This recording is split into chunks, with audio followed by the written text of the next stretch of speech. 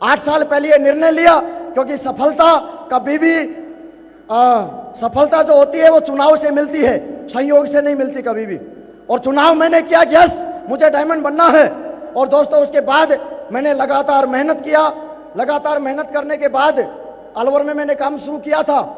बहुत सारे लोगों ने बोला कि होगा नहीं, हो नहीं सकता है, चलेगा नहीं, पता नहीं क्या क्या बातें आई थी। जब मैं अलवर में काम करता था लोग बोलते थे कि ये हिंदुस्तान है, हिंदुस्तान में नेटवर्क मार्केटिंग कामयाब नहीं है। मैं उन लोगों को मैं बताना चाहता हूं, ये तो नेटवर्क मार्केटिंग है मेरे दोस्त।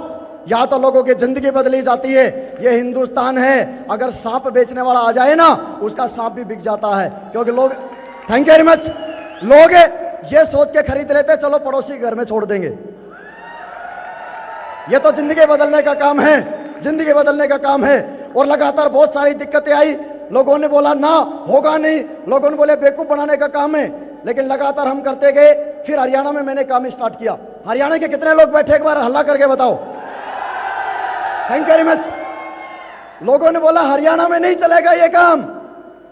अरे मैं बोलता हूं हरियाणा में नहीं चलेगा तो चलेगा कहां? क्योंकि हरियाणा के तो लोगों को तो छोड़ो, हरियाणा का भिखारी बड़ा स्मार्ट होता है। अभी मेरे साथ लाइव एक घटना हुई। मैं अपनी ऑडी लेके, या राजी चौक की बात है, हरियाणा राजी चौक पे ऑडी लेके मैं अपना आ रहा था, तो रेड लाइट हो रखी थी। तो रेड लाइट हो रखी, एक भिखारी आता है और गाड़ी के शीशे को नॉक करता है। मैंने गाड़ी का शीशा डाउन मारा और उसको 10 रुपए दे दिए। 10 रुपए दे के वो जाने लगा। तो मैंने बोला कि बाबा दुआ तो देता जा। तो इतने ही स्मार्ट होते हैं यहाँ के लोगों के, छोड़ो भिखारी, इतने ही स्मार्ट होते हैं, इतने हाजिर जवाब होते हैं कि तुरंत जवाब देता है। ओडी में बैठा है, अब क्या रॉकेट में बैठेगा? Thank you very much. और ऐसे करते करते करते करते दोस्तों लगातार काम किया, कोशिश कभी नहीं की, क्योंकि ये बिजनेस ये ट्राई करने वालों का बिजनेस नहीं है, ये बिजनेस विश्वास करने वालों का है। और जिस आदमी ने 3 से 4 साल लगातार ईमानदारी के साथ विश्वास किया है, सिस्टम की बातों को माना है, हर मीटिंग में गया है, हर फंक्शन अटेंड किया है, स्टाम्प पे लिख के दे सकता हूं, दुनिया की कोई ताकत डायमंड बनने से उस आदमी को रोक नहीं सकती है, रोक नहीं सकती है। Thank you very much. तो बताइए मुझे विश्वास है कि नहीं है? आज डिसीजन लेंगे कि नहीं? डायमंड बन के दिखाएंगे कि नहीं? ये विश्वास आज से 8 साल पहले किया था दोस्तों। और लगातार अचीवमेंट की बात करूं, आज अच्छा मोबाइल लिया, अच्छा लैपटॉप लिया। बात घूमने फिरने की करूं, हिंदुस्तान में बहुत सारे शहरों में मैं घूम के आया। बात विदेश की करूं, 3 बार विदेश यात्रा सिक्योर लाइफ ने करवाई। फिर बात आई कार लेने की, मेरी जिंदगी की पहली कार 6.5 लाख की, 20 साल की उम्र के अंदर, और 2 साल काम करते हुए हुंडई एसेंट पहली कार सिक्योर लाइफ से बिजनेस से खरीद ली थी मैंने। Thank you very much. उसके बाद दूसरी कार इस बिजनेस से नेट 2 साल के बाद 7.5 लाख की हुंडई i20 दूसरी कार भी इस बिजनेस से मैंने खरीद ली। मुझे नहीं पता था कि इतना बड़ा सपना कभी पूरा हो सकता है। मुझे नहीं पता लोग विश्वास क्यों नहीं करते। दोस्तों सपनों में नहीं सोच सकता था कितना बड़ा सपना मेरा साकार होगा। लेकिन दोस्तों एक मूवी मैंने देखी थी एक बार, मेरा दोस्त था एक, और उस दोस्त के साथ मैंने एक छल्ले वाली कार देखी उस मूवी में। तो मैंने बोला उसको, यार ये कौन सी कार है? तो उसने बोला ओडी है। क्या है? ओडी है। तो मैंने बोला यार कार तो बहुत अच्छी है, लेनी चाहिए ये कार तो जिंदगी में एक बार।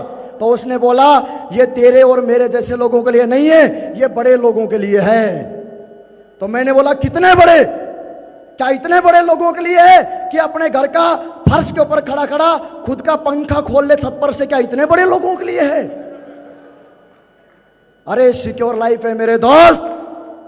और धन्यवाद देता हूं इस सिस्टम को, और धन्यवाद देता हूं ऐसी कंपनी को, और धन्यवाद देता हूं मेरे आदर्श लोगों को, जिसकी वजह से 25 साल का लड़का 40 लाख की छल्ले वाली ऑडी कार चलाता है इस बिजनेस की वजह से। Audi car. तो मैं मेरे भाइयों से और भविष्य के डायमंडों से एक बात जानना चाहता हूं, बताइए ऑडी लेनी चाहिए कि नहीं लेनी चाहिए?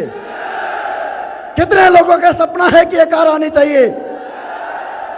लेके दिखाएंगे मेरे दोस्त। विश्वास करना। मैं बोलता हूं, मेरे परिवार का सपना यह होता था कि मोटरसाइकिल दहेज में आएगी लेकिन सिर्फ विश्वास करने के वजह से सिक्योर लाइफ ने 40 लाख की ओडी दिला दी। और आज ये विश्वास अगर आप करके जाते हैं, क्योंकि मेरे में और आप में कोई फर्क नहीं है, जो सब मेरे पास है वो सब आपके पास है। सिक्योर लाइफ में विश्वास किया, डिसीजन लिया, आज मुझे सब मिल गया। और दोस्तों, लेकिन गलती कहां पे होती है? बहुत सारे लोग दूसरे लोगों की बातों में आते हैं। बहुत सारे लोगों के जिंदगी के डिसीजन एक्चुअली दूसरे लोग लेते हैं, और आपके जिंदगी का डिसीजन अगर कोई दूसरा ले रहा है तो आप वहां पहुंचेंगे जहां वो आदमी पहुंचाना चाहता है। और आप अगर अपनी जिंदगी के डिसीजन खुद लेते हैं तो आप वहां पहुंचेंगे जहां आप पहुंचना चाहते हैं। यह है secure life. Thank you very much. और ओडी के अंदर आप बताइए मुझे, 25 साल का लड़का ओडी में चलता होगा तो मजा होगा कि नहीं होगा? होगा कि नहीं होगा? जब हम दूसरी कार में होते थे और ओडी में और कोई चलता था तो हम अंदर देखते थे कि कौन चला रहा है, ओडी के अंदर कौन है। और आज जब हम ओडी के अंदर होते हैं तो दूसरे लोग देखते हैं कि ओडी को चला कौन रहा है। ऐसे गर्दन घूम जाती है। Thank you very much. और ओडी देखते हैं वो कोई बड़ी बात नहीं है। सबसे ज्यादा तकलीफ वहां पे होती है लोगों को कि जब ओडी के अंदर देखते हैं 25 साल का लड़का चला रहा है तो अंदर से एक आवाज उनकी आती है, जरूर साला 2 नंबर से आई होगी, जरूर बाप की कमाई की होगी। लेकिन दोस्त, ये सिक्योर लाइफ है। Everything is possible. सब कुछ संभव है सिक्योर लाइफ में। और लगातार काम करते करते, क्योंकि मेरी जिंदगी का स्टीयरिंग मेरे हाथ में था, मेरी जिंदगी के डिसीजन लेने के लिए मैंने किसी आदमी को अथॉरिटी नहीं दी। और लगातार करते करते करते करते करते करते करते करते आज मैं जानना चाहता हूं आप लोगों में से कितने युवा ऐसे हैं जो बोलते हैं कि यस 3 से 4 साल के अंदर मुझे डायमंड बनना है। हाथ उठाओ भाई एक बार। कितने लोग बोलते हैं कि 3 से 4 साल में करोड़पति बनना है? हाथ उठाओ भाई। कितने लोगों को लगता है कि ओडी आपके पास भी होनी चाहिए? हाथ उठाओ। एक ही बात है, छोड़ना मत, लगातार चलना और लगातार बात मानना।